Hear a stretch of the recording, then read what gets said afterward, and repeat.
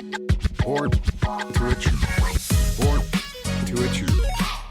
Welcome to Born to Achieve podcast, the show that inspires and motivates you to unlock your full potential and achieve your goals.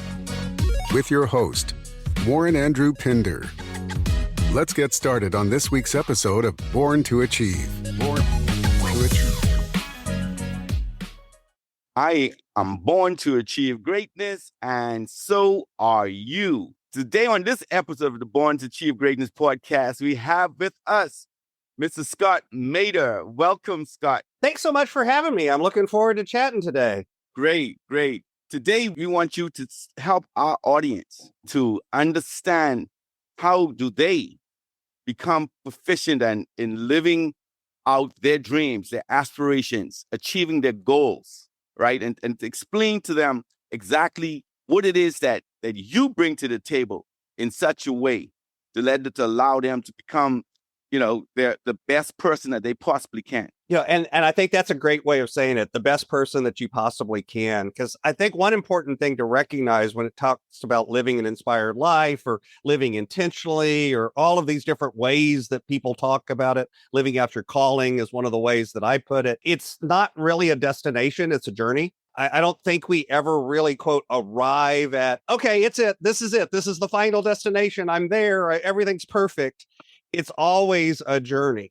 One of the things that I say is, remember, your life is a film strip, not a photograph. And so at any moment in time, if you're at the top of the mountain and everything is going great, or if you're in the deepest, darkest valley and everything is going wrong, just remember it's going to be different. No matter what, it's going to be different. But that's okay. That's actually a good thing. That's part of living your inspired life. And so over the last years, I've done a lot of different things. I've been a school teacher. I've done medical research. I've been in the corporate world.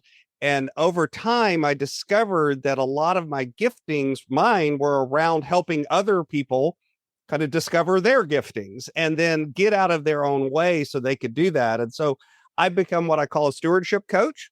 The shorthand way of saying that is I help people master their time, their talent, and their treasure so that they can live out their calling. Because what I've discovered over the years is the two most common excuses for people to use for not doing an inspired life is I don't have enough time or I don't have enough money. And I said excuses because the truth is all we ever really work on is talent, because the things that hold you back, it shows up in your time and money, but the real truth is it's the stuff in your head and in your heart that holds you back. So I jokingly tell people I advertise that I help you with time and money so that I can actually just help you with yourself. God, that is so great. Living an inspired life, right? That would resonate with so many persons. But really understanding the tenets of it, understanding that you have to take action, that, like you spoke about talents and treasures of what you have, what you can do. You focus on going to school and literally getting a degree or what, best job you want, you're gung ho about that. But then you get in that position, you've achieved that professional placement in your life. And then what? What from there? Can you tap into that in being inspiration to go on? One of the things that I think we misunderstand, and it happens to all of us, is we think exactly the way you just said it. If I get this thing, it's a career, it's a relationship, it's a certain amount of money in the bank, it's whatever. If I get this fill in the blank item, now I'll be inspired. Now I'll be happy. Now I'll find joy. Turn it around. The truth is, it's find the joy wherever you are. Find contentment wherever you are, and then you'll achieve the things you want. So I have a book called Inspired Living, and it goes through each of those areas like you're talking about. It says, first, you need to look at what you're doing. You need to do some self-examination. You need to sit down and say, where am I at? So take time, for example. That may be doing a time audit. Most people, believe it or not, have no earthly idea how they spend their time. Most people don't know what a time audit is. Yeah. So all it is real simple. All you do is take a sheet of paper, write down the times down the left-hand side. I'll walk you through it. So like every 15 minutes, every 30 minutes blocks, do shorter than an hour, longer than 5 minutes, right? Somewhere in there. And then basically just set a little alarm on your watch, goes off every 15 minutes, every 30 minutes, whatever you've decided. And when it goes off, when it vibrates, especially if you're in a cubicle and you got neighbors, set it on silent so you don't disturb anyone. And when it vibrates, just jot down on the sheet of paper what you were doing during that 30-minute period. And then at the end of a couple of days of doing this, maybe a week of doing this, sit down and kind of go through those lists and start highlighting what was I doing. And it's not about capturing every detail. It can just be as simple as, responded to emails, scrolled through Facebook, replied on Twitter. Okay, that's it. That's what you did during that 15 minutes. You don't have to capture every detail. It's just kind of capturing the places your mind was at. The interesting thing is when you sit down and do that, most people will look at it and be like, wait, I spent how much time? Fill in the blank, right? I spent how much time you spend watching TV a week? Oh, maybe 3 hours a week. And then they actually do the audit. It's like, 12 hours a week, and it's like, oh, it doesn't feel like it's that much. Yeah, I know, but it is.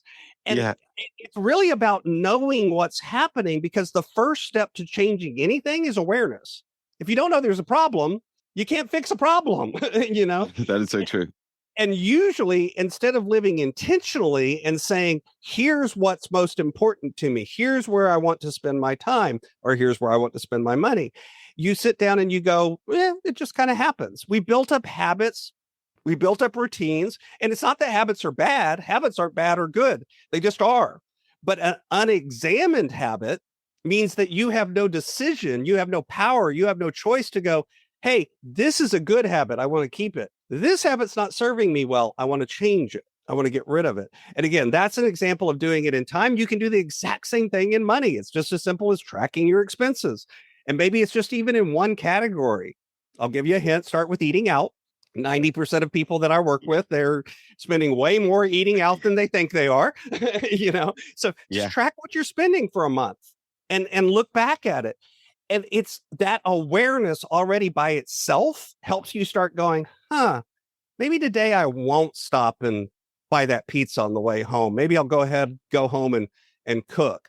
And the interesting thing is when you start changing those behaviors, because time and money are keystone habits, they touch all components of your life. If you start getting those right, other things start getting right. So I work with people on money and they come back after like 3 months and they're like, I'm losing weight. Why am I losing weight? It's like, well, just because you're making different decisions in your life. All of a sudden, when you're going home and eating healthy instead of buying that pizza, you end up losing weight, but you weren't setting out to lose weight. It just naturally begins to spill over into other areas of your life. It changes how you have relationships. It changes how you act at work. And so rather than focusing on the thing, the career, the relationship, the money, the whatever that's going to get you where you want to go, turn it around and start looking at where you are so that you begin to change those keystone behaviors. And then what's funny is the things that you won't want will start showing up. Even if you didn't change jobs, your job gets better. And you're like, wait a minute, it's the same job. Yeah, but your attitude, your mindset, what you're doing is different. And all of a sudden your job is better. By the way, don't be surprised if you're in like a W-2 job. Don't be surprised if you start doing this stuff, if you get promoted. Because literally every person I've worked with that starts getting their own time and money straight in their personal life, it's like all of a sudden at work, it's like, oh, you're doing so much better. We need to promote you. Exactly. It's hilarious how it affects, because discipline in one place, inspiration and intentionality in one place naturally spills over into others. Oh, certainly. Thank you for joining today's podcast. We'll be right back. Achieve Man, written by Warren Andrew Pinder and Dominique Bradford. This book passionately focuses on the challenges women have been made to go through and how to overcome them. In some cultures, being a woman disadvantages the girl child. This book carefully exposes the hurdles you might face. This masterpiece is the ultimate self-help guide for women. It reveals your true purpose and identity. Get your copy today. Available from Amazon. We now return to today's podcast. When you speak of those keystone habits, a lot of times we treat ourselves because you're not feeling good. So you'll go to dine out, or you'll spend money doing things that you think I deserve it. I deserve it. When in turn and a lot of times it's really not it's uninspiring things that you're doing because you spend it. Oh, that's expensive, but yet you wanted to do it because you thought it was going to make you feel better. But what you're saying is to actually reverse that that, you know, now you begin to cook or you spend time, you know, more valuably that will contribute to, you know, you being inspired to you feel want better to do about better. Do you feel better? Yeah. Yes. You feel better by being better, not by quote giving yourself the little dopamine hits. You know, the reason you have that momentary good feeling, you know, when you sip that cup of coffee or when you buy that thing that was a little expensive and you go ahead and buy it, or quite frankly, even when you just open up Facebook and you see there's some little red numbers on it that say, hey, somebody's talking to me, you know, all of those things, what they do is they release chemicals in your brain, right? It's dopamine. Yes. And basically what happens is we become dopamine addicts. It's like, ooh, I want more. It's just like the rat in the cage hitting the little button. You know, that's what habits are, is they're cues that we then take an action on that then gives us a reward. And a lot of times that reward is just a release of chemicals in your brain. When you understand that, well, then you can reprogram your body and your mind. You can recreate the way that you've let yourself become wired and begin to actually use that habit loop for good instead of ill, you know, and Yes, then you yes. start feeling better. And when you feel better, then you act better and do better. So it's put the loop the other way. Stop looking for the thing that's going to make you feel happy and aim for feeling happy. And then you'll get the thing. It's counterintuitive, but it actually works. Wow. What is the recommended, like when you go through that time audit, what is the recommended amount of time that you should take in a day? Okay, everyone says, oh, you need to sleep 8 hours a day, right? But productivity doesn't allow you to do that. If you really want to become productive at what you do, you know you have to burn the midnight candle. But for balance, you're speaking of living an inspired life, for balance of living, but at the same time, you want to be the top CEO or you want to be an entrepreneur. Give our audience, right? Give our audience a start. Just something, put them on the right track. So first off, there is no one size fits all answer. There just isn't. You know, people joke because one of my favorite answers to all questions is it depends, because at the end of the day, it does. But a couple of things that you just stated as facts that I want to challenge. Okay. The only way to achieve greatness is to burn the midnight oil. Nope. Baloney. Okay. Some of the most successful people I know actually definitely unplug, turn off their phone, don't do things at night that are work related. They literally go home, they spend time with their family, they're plugged in and present, they get a good night's sleep, they get up the next morning, they go to work. And then when they're at work, they're achieving. I'll give you an example. When I worked in the corporate, I got promoted to a senior position. I had a team of 180 people that reported up through 20 leaders that reported to me. So I literally have about 200 people that are my direct reports, you know, people I have to supervise.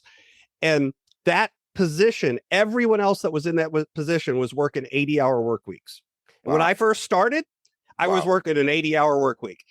And I'm looking at it and I'm going, this is not sustainable. I cannot do this for the rest of my life. I've got to figure something out. So what I did is I stepped back and I said, okay, how can I utilize my team? How can I utilize systems? How can I utilize processes? What do I need to create so that I can get 80 hours of work done in 40 hours? Yes. And I found ways to leverage my team, to leverage tools, to leverage systems. And honestly, there were times that I went into my boss's office and I'm like, okay, here's the list of all the stuff you've told me I have to do. Here's the amount of time I have available. I cannot do all of this in this amount of time. Which one of these is the most important? Which one of these is the second most important? Which one of these can I not do? And strangely, you know what? They looked at me and went, oh, well, those three at the bottom, yeah, we don't need to do those. So one of them was a report that literally got sent out every week. It took about 3 hours to produce the report. Nobody looked at the report. I literally sent blank copies of it for like 4 weeks, waiting to see if somebody would complain. I sent a blank spreadsheet. Like if you opened it, there's nothing there, but it was titled correctly. It's attached to the email correctly. Everything's right. And After 4 weeks, I went to the leadership meeting and I went, how many of you think this report's really important? Every hand goes up. I said, how many of you are using it, you know, to really inform your work? Every hand went up. I said, you're lying. And then I told them what I'd done for the last month. And they all went, Yeah, I guess we really don't use that report and don't need it anymore. Boom, I have 3 hours that week that I never had before because I literally took, and yes, that's radical. And yes, I'm weird. Because a lot of people are afraid of getting fired. I'm not. So it's just one of those things where you find ways to leverage where you're at and go, okay, no, I'm not going to buy the myth that this job takes 80 hours. That's baloney. They're paying me for 40 hours. They're not paying me for 80. I'm on salary. I don't get overtime. OT is our time. We need to have some of that for us. So, and again, were there weeks that I worked 52 hours because something flared up and there was an emergency and I needed to work extra? Absolutely. Was I there for my team and responsive and made sure that they had what they needed when they needed it so they could do their jobs? Absolutely. But I can do those things without sacrificing being home with my wife and child, seeing, actually seeing daylight, and not working till midnight, and, sleeping 8 hours a night if that's what my body needs, or 9 hours a night if that's what my body needs. Finding those ways to do that. So a lot of times we buy into the myth that the only way to success is hustle, hustle, hustle, hustle, right? Hustle and grind, sleep when you're dead. You hear all these expressions. They're myths. They're not true. Now, does it take it actually takes more work to get it to where it doesn't take more work, than it does to just live in the moment and say, oh, I'm just going to keep hustling, grinding and pushing. So it's a weird, for a while, I worked more than 80 hours because I was building the systems and processes to get it back down to 40 hours. Yeah. But was I able to do that? Yeah. Now, how do I do it? I literally went to my wife and I said, hey, guess what? For the next 3 months, you're not going to see me. I am going to go to work extra early before anyone else gets there because I've got stuff that I can do that I don't need to be interrupted. And I'm not going to come home until everyone else has left. Okay. I got to know the cleaning people's names and how many kids they had because they were coming into my office and I'm still there. It's like, hey, Mary, how you doing? How are your kids? What was the baseball game last? I got to know them because that's what it took. And it took me about 3 months. And then at the end of that 3 months, now I'm back down to, 40 to 50 hours a week, which was reasonable for the position and the salary and what I was getting paid to do. I was achieving all the metrics. My boss looked at me and went, things are good. So listen to what I'm saying for anyone that's in any of those positions where you find yourself saying, this is it. This is the way it has to be. I just can't sleep. I can't have balance in my life. I can't see my wife and my son. You're lying to yourself. You can. It's just going to take more work and effort to design the systems and the processes. Now, what will the systems and processes look like? That's going to be different for different people. Yeah. So as a coach, part of my job, I'm kind of like a mechanic. I got a really big box of tools. The mechanic, right? You go to the mechanic's office, they've got that Snap-on roller cart, right? Where they bought like every tool in existence, including ones that they're never going to use, but they don't care because they just got to buy the tool because it's cool. That's me. And then my job is where you pull in and you go, ain't working. It makes a noise whenever I turn left. Okay. Let's start thinking about what would make a noise when we turn left. And then it's, okay, we need this tool. We need this tool. Let's try that tool because there is no one size fits all, but it does come back to like the time audit. It's not, there's one perfect way. It's when you start seeing where you're spending your time, figure out what are the things on this list that I want to say yes to. What are the things that are priority for me? The thing that's most important. Okay. I'm going to make sure that happens. Yeah. Okay. Yeah. What's second? What's third? What am I going to say yes to? Definitely. Now for a commercial break. Achieve Men, written by Warren Andrew Pinder. In this book, you will learn the 7 steps to achieving your dreams and goals. Given the vision to share how the acronym of the word achieve can be used systematically in your day-to-day life. Each of us is given a unique gift from God. Get your copy today. Available in print, ebook, and audiobook from Amazon. We now return to today's podcast. What you just described in Perfecto is the fact that, solving problems, if you walk into something that you see that there's a problem, you get paid to solve it. That was my job, most of my job was to get stuff out of people's way back then. Now as a coach, that's still my job. It's just the Yeah. stuff is different, It sounds, but it's the same sounds- job. it sounds like a lot of people have been calling you, Oh yeah, it's and that's honestly how I discovered coaching. Is I figured out what I was doing as a corporate leader was really when I was most successful is when I took a coaching mindset. When I came into the thing with that idea of, I'm not the smartest person in the room. I hired these people because they're smarter than me and they can do something better than me. Why in the world would I think I have to be the one that knows all the answers? Yep. I don't. I need to be the one that facilitates the conversation, but I don't need to be the one that knows all the answers. And Exactly. when you start, and again, that's another mindset shift because most leaders think I'm the person that has to solve all the problems and answer all the questions. It's like part of that's right. You are there to solve problems, but you're not necessarily there to be the one expert in the room that knows all the answers. Right. Hopefully you've hired a team of people and some of those people have skills that you don't have. That's kind of the point. That is absolutely correct. That is absolutely correct. Now let us try and inspire persons who are not in that space. Right, that want to be in that space. Those persons that aspire to manage, aspire to own their own business. Help them get, direct them on the path. Just put something in their mind to say, who from where I am right now, this is where you exactly.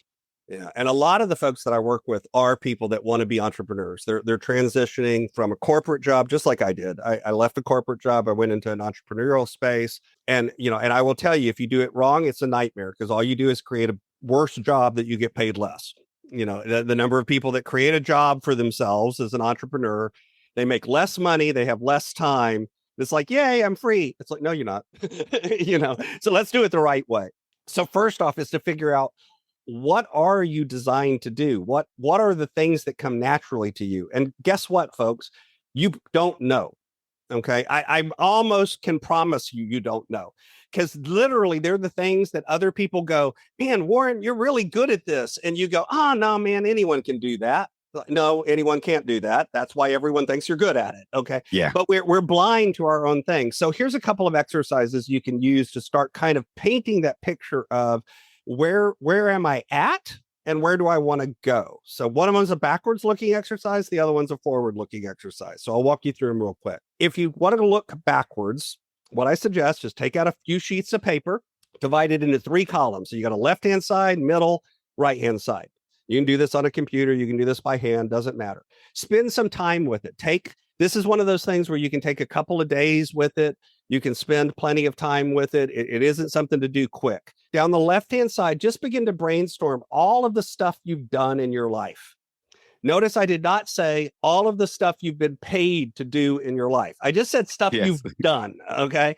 So it literally can be counselor summer camp. It can be a relationship, a particular date, a vacation you went on. I don't care. Be as broad as you can. Things that you've done, people you've interacted with, activities that you've participated in. So just brainstorm down the left-hand side. In the middle column, next to each of those, write something about that activity that you enjoyed, something that gave you joy, something that brought you energy, something that you loved, something that you connected to it. So first column, activity, second column, something you loved. And in the last column, brainstorm something that you didn't enjoy, something that didn't give you energy, something that didn't connect with you from that activity. A lot of times you'll have more than one in each of those columns, and that's okay. This isn't about limiting. This is about expanding. Be verbose. Why? Okay. Again, kind of like the time audit. Go back later after you've been doing this for a while and start looking for patterns. What keeps showing up in the love column? Granted, you're going to find different words because you're going to use different things to describe them, but there will be things that keep showing up. There will be activities or energies or things that you do that keep showing up. They're the things that no matter, by the way, if you think that you're doing something, it's so horrible that there's nothing good. Yes, there is something good. Find it. Okay. I don't care what you're doing. There's always a plus. There's always a minus. Everything comes with pros and cons. It's just the way the world is. Nothing's perfect and nothing's perfectly bad, So it's just, you find the joy, find the things. and start looking for patterns. So the reason for this activity is to look back into the past and start getting clues of things that feed your soul, things that give you energy, things that bring you joy. Because odds are good in there is number one, some of your giftings, and number two, problems that you're uniquely designed to solve. And guess what, folks? All a business is solving problems for people so that they can give you certificates of appreciation that we call payment. Payment. Exactly. But that's all it is. It's value for value. You got a problem? Exactly. I can help you with your problem. I'm willing to pay you. Okay. Who will be ringing? Exactly. You pay someone to mow your yard, to fix your car. Why? You got a problem? They have the skills to fix it. Give them money. You pay someone to be a coach. You pay someone to whatever it is. It's always a value exchange. Even as an employee, by the way, it's a value exchange. Really and truly, when you're an employee, work a W-2 job, you're self-employed with one client, the company you work for. That's it. That's your client. Okay. Right. Because guess what? If they go out of business, you lost your job. Exactly. So you're self-employed with one client. Okay. So either way, that mindset of this is my calling, this is my purpose is good. So that's looking backwards. Okay, let's do the looking forward activity. This is the one that kind of gets to the meat of the question that you just asked. How do I know what direction to go in? So this is a mindset activity. You got to picture the future. Imagine for a minute that it's 5 years from today. It's 5 years in the future. And you find yourself on a trip and you've gone, on vacation or on a business trip. Doesn't matter. I said this in an airport because back when I worked corporate, I was always in an airport. Anyone who's worked corporate testify, you're usually in an airport. And so imagine you're flying back. And you know how sometimes when you fly back, you've got that connecting airport. So you fly from the destination, you land, then you connect to another plane, and then you fly the rest of the way home. Right. You land at that connecting airport, that place in between, fancy word for it is liminal. You've planned there and you're kind of walking down, getting to the next gate. And right as you get to the next gate, you look up and you see those dreaded words, flight delayed. Great. And you're literally in the middle of nowhere. You don't got your luggage. All you got is your carry-on. There's nothing to do. The plane is delayed 4 hours. So you do what anyone does when they're stuck in an airport for 4 hours. You either go find a bar or a restaurant because you're either going to get a drink or you're going to grab something to eat. Okay. Depending on your particular preferences. So I'm a teetotaler, so I'm going to a restaurant. Exactly. So I go find the restaurant. I walk in, and remember, this is 5 years in the future. As you're walking in from across the restaurant, you hear a voice. Hey, Warren, how you doing? I haven't seen you in so long. It's a friend of yours that you kind of lost contact with. You've talked to him a few times, but they moved away. You got busy. They got busy. You really haven't talked to him much for the last 5 years. And they look at you and they're like, dude, are you here? And you're like, well, I'm stuck in the airport. My flight's delayed for 4 hours. They're like, hey, my flight's delayed for 3. Let's go grab a booth and catch up. So you grab your booth, you grab a meal, you sit in a quiet corner of the restaurant. I know it's an airport. It's hard to find a quiet corner, but let's just pretend you find one. And that you look across the table and your friend looks at you and he goes, hey, Warren, how have the last 5 years been for you, man? And you go, you know what, brother? These have been the best 5 years of my life because. That's the exercise. Your job is to tell me what comes after the word because. What do your relationships look like? What does your career look like? Not just your job. What does your career look like? But also, what are your relationships? What do your finances look like? What does your spiritual walk look like? What is all of the different, what does your fun times look like? What does your life look like that would truly make you tell this person, these last 5 years have been the best years of my life? Now, here's what's interesting. With those two exercises, you have a roadmap because you have what you need to start, not to end, but to start. To start. Kind of know a destination. That's that 5-year thing. It's not going to be fully detailed. It's not going to be fully realized. Guess what? You're going to be wrong about some of that stuff. Some of that stuff's not going to happen that way. That doesn't matter. And by looking backwards, you know something about your giftings, your callings, your direction. Guess what? That's not perfect either. You don't know all the answers there either, but you've got some inklings, and that's enough to go, what is one small step that I can take that begins to move me from where I'm at to where I want to be in 5 years? What is one tiny action? Maybe it's going back to school and picking up a certificate. Maybe it's starting your own business on the side and starting to get it to grow. Maybe it's changing relationships and the people you're hanging around with. Maybe it's changing what you're doing with your time or your money. But whatever it is, you can begin to take small actions to move you in that direction.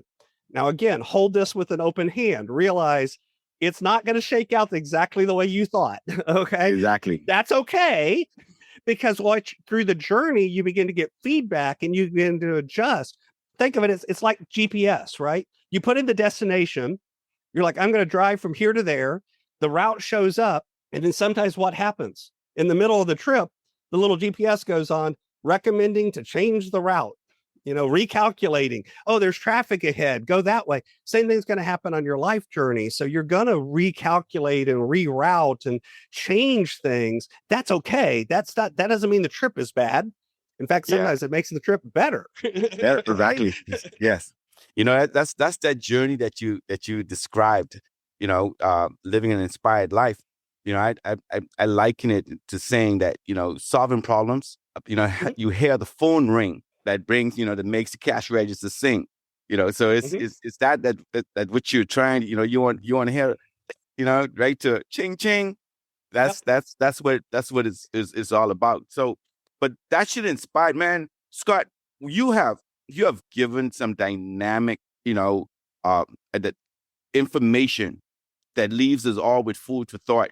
What last words do you have? And give our listening audience, your handles. Let them know, because I'm sure some of them would like to hear more from you. But Sure. but leave us some and inspire us. Inspire our listening audience. Get your last words. Absolutely. I think, and I said it at the beginning and I kind of want to repeat it at the end. I think the true gifting that we all need to have is how we can hold to these things with an open hand. We can look at life as the journey, not the destination. Money is an example. It's not about how much is in your bank account. You can be content with very little. You can be content with very much. The beauty of learning to hold things with an open hand is, if you hold things with an open hand, things flow in, things flow out. When you close your fist and you try to hold everything really tight, things can't get out. You can hold on to it, but also things can't flow into your life. And that's really what makes us live an inspired and fulfilled life. It's that currency of things flowing in and flowing out. It's becoming a reservoir. Why is the Dead Sea dead? Because stuff flows in and nothing flows out. Okay. Exactly. It's dead because of that. And our lives are the same way. When you do that, you start learning that you can invest in others. You can develop your influence. You can make an impact by doing those things. As far as getting in touch with me, I actually set up a landing page just for your listeners. It has all of the information about how to get in touch with me. That exercise that I gave earlier, all of those, there's a free resource link. You can get a copy of those. There's information about my book, Inspired Living. You can find all of that over at my website at inspiredstewardship.com, and then just /achieve. So if you go to inspiredstewardship.com /achieve, you'll find all of that over there. Wow. And that is what we're all about. Because I don't think in our heart there's a burning desire in each and every one of us to want to be, our best, to want to achieve the best, to want to live, a great life. Achieving greatness is important. Scott, it's been real. It's been great to have you here. It's just, I cannot say thank you enough, but, we will share this information throughout to, inspire others to be able to achieve their goals, dreams, and then do the same by sharing with others. Thank you. Absolutely. Thank you, sir. All right. That's been good, man. Good. Awesome. Will that work for you? Yeah, most certainly. Most certainly. Sound like you've been in this. What did you think about my format interview? Awesome. Yeah, it's good. Excellent. I've probably been on about 150 podcasts, and then I have my own podcast. I have over 1,700 episodes. So excellent. About 500 interviews. And what's the name? What's the name? Inspired Stewardship. It's saying it's a business name. Okay. Mm-hmm. Okay. I'd most certainly. And that's also over on that same page. So if you go to that Achieve page, you can see the podcast. I did. I did do my due diligence, but most certainly I will seek to follow you on your podcast as well. Thank you. I appreciate that. Yeah, how that goes. It's been good. It's been good having you with us. All righty. All right. You have a good day. Much, Scott. Okay. And again, don't forget to, if you want to talk about Podmatch sometime, jump on the calendar. I'll be happy to help y'all. Thank you. Anytime, because we need to set up like the links and so on properly. Yeah, just figure it out. And I'll any of the times. What if you think it's going to take 30 minutes? Put a 30-minute. If you think it's going to take an hour, use one of the hour ones. Doesn't matter. Just find something that'll work. Okay. That'd be Very much, Scott. Perfect. Thank you, Scott. Okay, excellent. Bye-bye. Bye. Thank you for tuning in to this episode of Born to Achieve. Born to Achieve. We hope you found it informative, inspiring, and motivating. Born to Achieve. If you enjoyed this episode, please share it with your friends and family. Stay focused on your goals, and we'll see you on the next episode of Born to Achieve. Take advantage of this incredible opportunity. Sign up today and claim your free ebook at www.borntoachievegreatness.com. Follow us on Facebook at Achieve Movement Inc. Get your copy of Exploring Achieveland, A Journey to Realize Your Dreams, Motivational Stories of Kindness, Inspiring Stories for Kids on Amazon and Kindle.